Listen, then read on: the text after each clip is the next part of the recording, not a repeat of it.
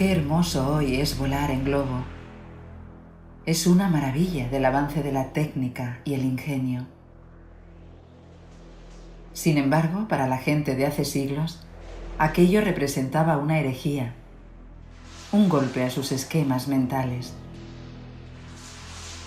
Jacques César Charles, al tener noticias positivas de los hermanos Montgolfier, intentó un vuelo con su propio globo, que quedaría en la historia. La fecha, 27 de agosto de 1783. Al descender sobre una aldea de la zona, los campesinos, aterrorizados, pensaron que el globo era una especie de demonio del cielo y atacaron el aparato con picos y palos, destruyéndolo. El temor a lo desconocido, junto a la ignorancia, superstición y los prejuicios religiosos ya existentes, se mezclaron en una danza fatal de histeria e ignorancia, destruyendo lo que no se entiende. Hoy los documentos de Urantia están teniendo una sorprendente verificación histórica, arqueológica y científica que prueban su autenticidad, además del poderoso mensaje espiritual y coherencia interna de los mismos. Incluso son descubrimientos hechos en décadas posteriores al libro, como Göbekli Tepe, entre otros muchos campos.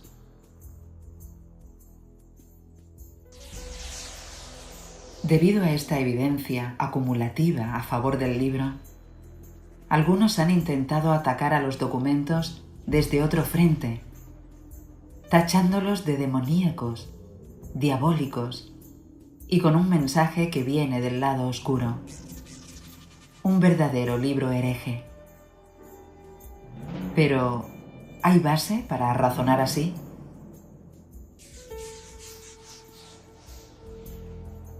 ¿Revelaciones heréticas?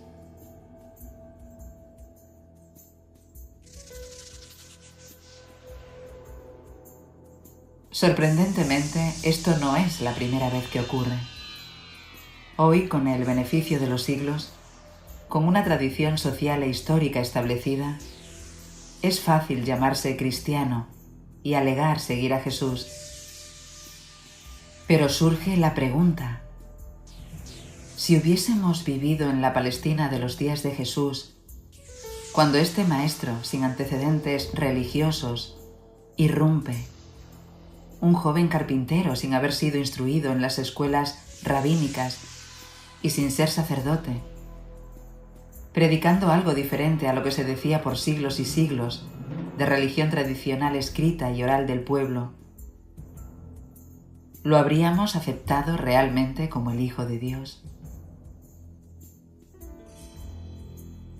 Hoy es fácil decir que sí, pero si hubiéramos estado inmersos en esa cultura, ¿habría sido así de fácil?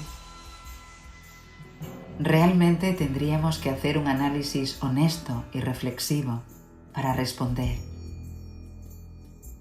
Eso explica por qué un núcleo inicial de pocos seguidores estuvo con él en el mundo. Y estos factores que veremos ahora nos ayudarán a comprender por qué Jesús no era el Mesías judío esperado.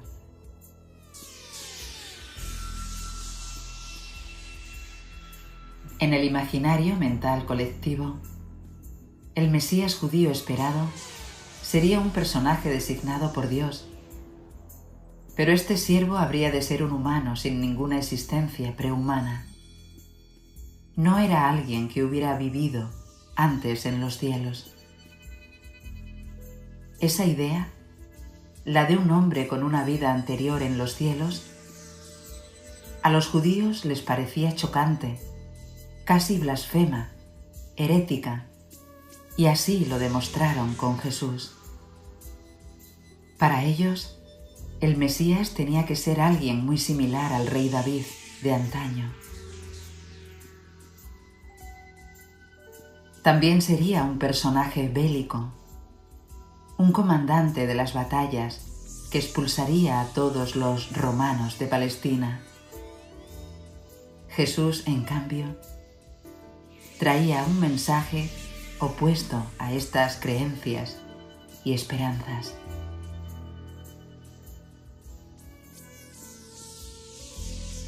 Y creían que este Mesías traería paz y prosperidad al mundo, partiendo por Israel.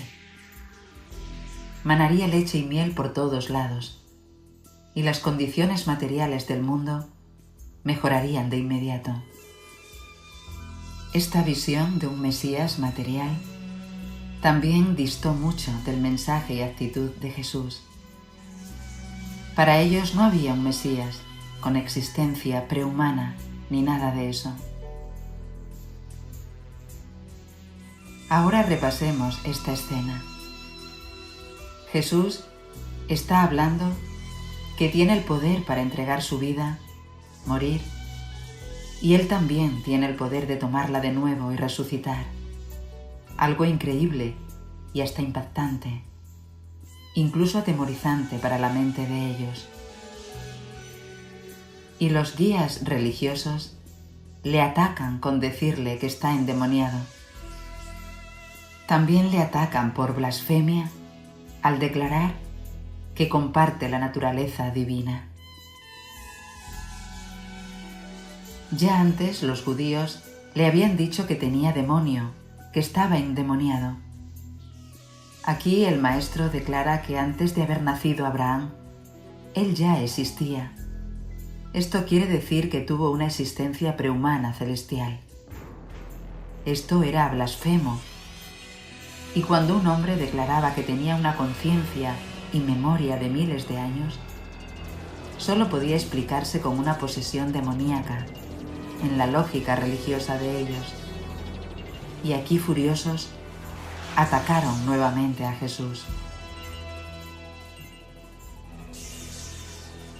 Es más, la llamada blasfemia de Jesús, su herejía, seguramente era amplificada en ellos, porque tenían en mente a los dioses griegos y romanos, figuras antropomórficas humanas que detestaban. El que Jesús afirmara que era hijo de Dios, un Dios hecho hombre, les traía a ellos la repulsión del paganismo que tanto odiaban. Este tipo, seguramente decían, se cree un Dios de carne y hueso como esos ídolos paganos que repudiamos. Eso es del diablo y debemos destruirlo. Y más aún, la muerte ignominiosa y cruel de Jesús como un criminal era contraria a la imagen del Mesías político, triunfante y victorioso sobre un corcel.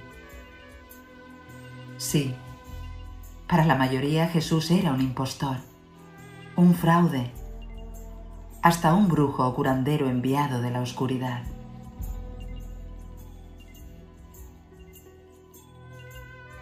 Todas estas reflexiones quizás usted no las ha tomado en cuenta y ahora nos permiten entender cuán rápidamente los seres humanos atacamos a lo desconocido por miedo, por cómo rompe con lo anterior, al darnos o revelarnos algo nuevo, algo que nos hace progresar, tal como ocurrió con uno de los primeros viajes en globo, mencionado al principio.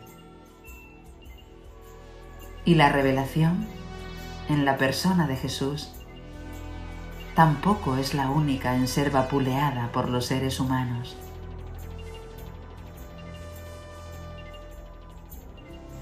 La tercera revelación epocal o trascendental en la persona de Melquisedec, con el paso de los siglos, fue casi borrada de escena por los hebreos, ya que consideraban que Melquisedec, materializado, era un ser divino antropomórfico, casi un dios en forma humana. algo herético, profano, sacrílego y blasfemo, casi como los paganos y sus dioses corpóreos.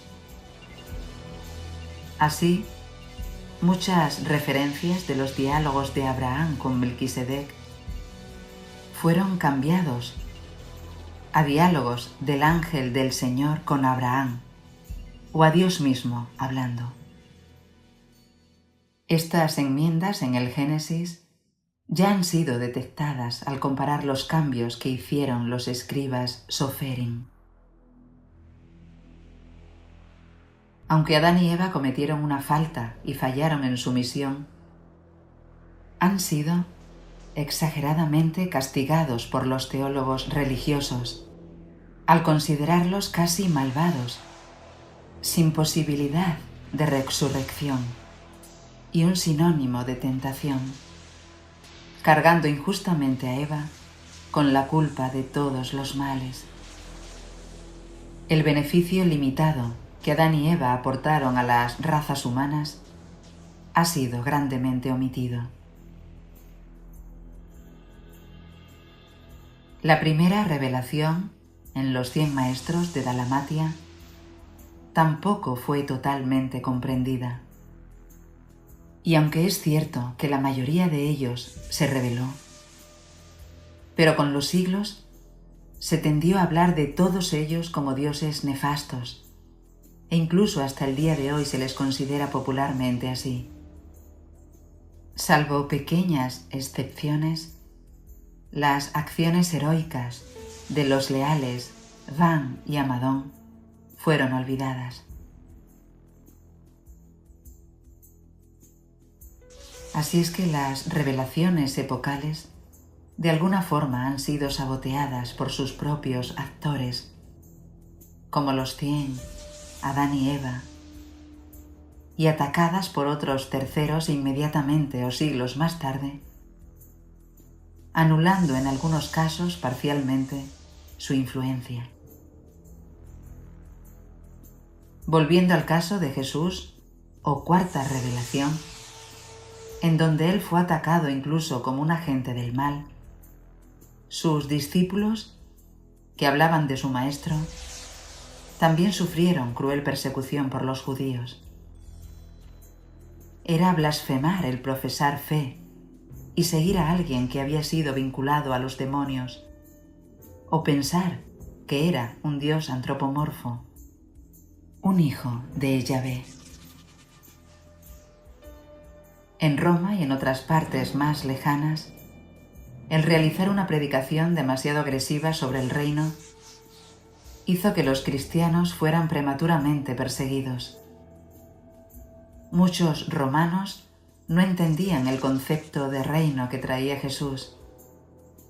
Creían que era un desafío político hacia Roma.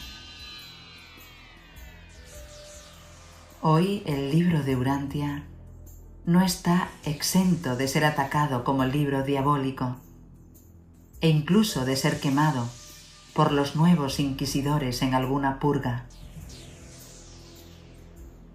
Lamentablemente, la humanidad cada cierto tiempo experimenta brotes de locura en donde las masas pueden destruir auténticos regalos y dones dados a los hombres. Por eso esta advertencia de Jesús en los documentos es muy importante. Sed siempre sabios como serpientes, pero inocuos como palomas. Evitemos hacer proselitismo, un activismo agresivo o una predicación muy directa sobre los documentos. Las plataformas, el material y el alimento espiritual estará disponible, pero llegarán a él las personas que tengan sed espiritual y que estén listos. El resto será el trabajo de los serafines. Y para concluir, otro punto importante que demuestra que el libro no promueve ninguna agenda oscura es que es la única publicación del mundo que explica de una forma tan magistral la importancia cósmica de la rebelión contra Dios, y es una verdadera denuncia contra los seres que se alzaron en contra del gobierno universal, y lo que implica la profundidad del daño de esa causa rebelde, la cual no es ninguna caricatura de cine de terror y ficción.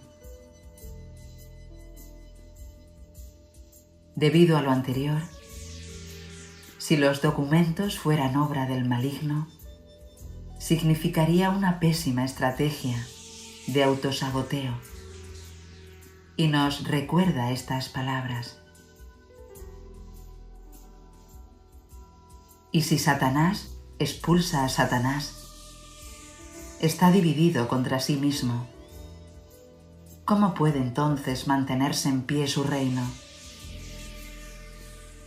Y si yo expulso los demonios por Belcebú, ¿por quién los expulsan vuestros hijos? Por tanto, ellos serán vuestros jueces. Pero si yo expulso los demonios por el Espíritu de Dios, entonces el reino de Dios ha llegado a vosotros. Para más información que muestra que los documentos no estuvieron vinculados a un fenómeno de canalización, espiritismo y nada parecido, puedes mirar este vídeo de este canal. ¿Cómo no fueron recibidos los documentos de Urantia?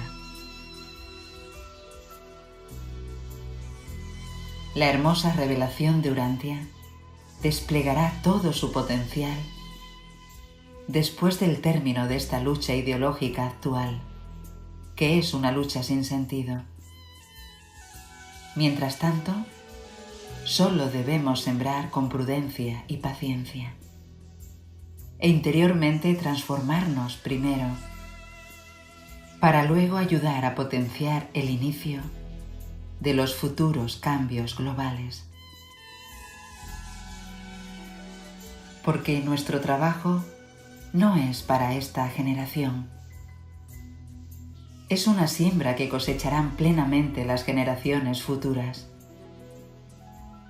Deseamos no solo legarles los documentos a salvo, sino algo de material de estudio, para así contribuir en formar y capacitar a futuros instructores que ayudarán a esa próxima generación en las épocas por venir.